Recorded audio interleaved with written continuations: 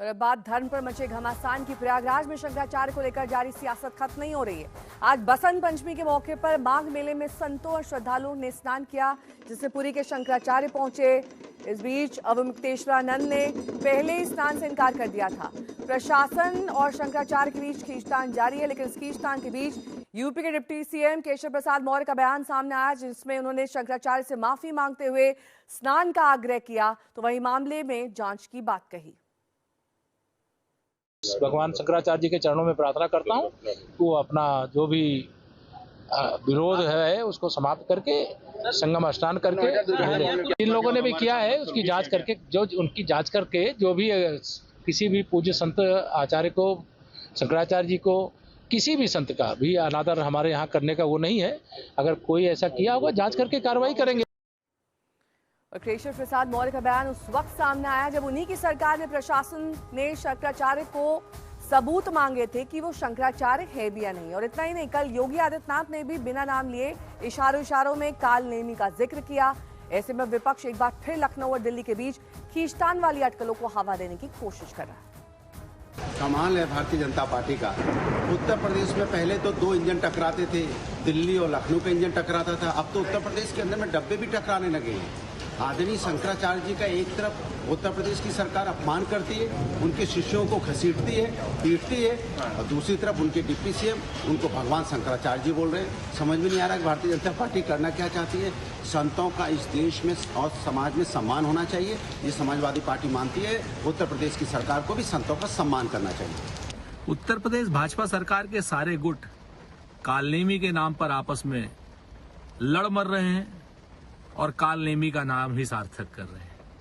एक तरफ शासन सत्ता सरकार और बड़े नेता जिनको कालनेमी कह रहे हैं केशव मौर्य जी, वहीं पर चरणों में बिछे जा रहे हैं।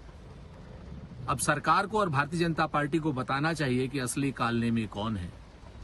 संत महंत को कालनेमी कहने वाले लोग पाप के भागी होंगे, श्राप के भागी होंगे, और संत और महंतों के नाम पर, सनातन धर्म के नाम पर, माघ मेले के नाम पर पुण्य की जगह राजनीतिक लाभ कमाने वाले लोग नरक के भी भागी होंगे। और भारतीय जनता पार्टी जिस तरीके से संतों का, महंतों का अपमान कर रही है, शंकराचार्य जी का अपमान कर रही है, इसके पाप का फल भी भुगतना पड़ेगा और प्रायश्चित भी करना पड़ेगा। शंकराचार्य जी को स्नान से वंचित करना, मैं समझता हूं ये घोर अपराध और पाप उत्तर प्रदेश की सरकार ने किया है।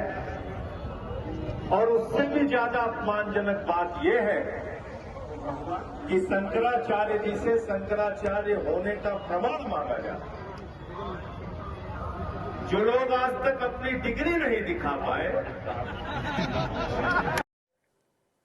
उधर आज बसंत पंचमी के पावन मौके पर संगम में आम जन और साधु संतों ने स्नान किया। जहां तक संवाददाता संतोष शर्मा ने बातचीत की गोल्डन बाबा से, सुनिए।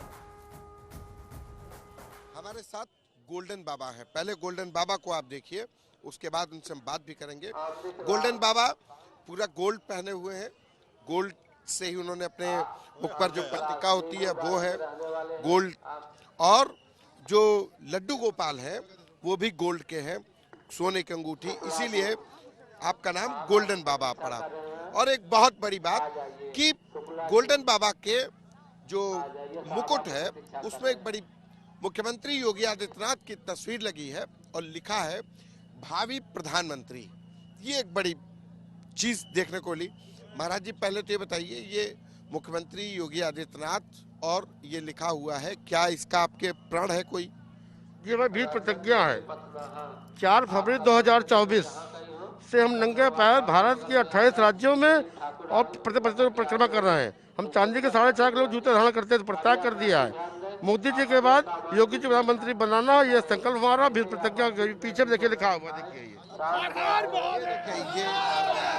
हर महादेव।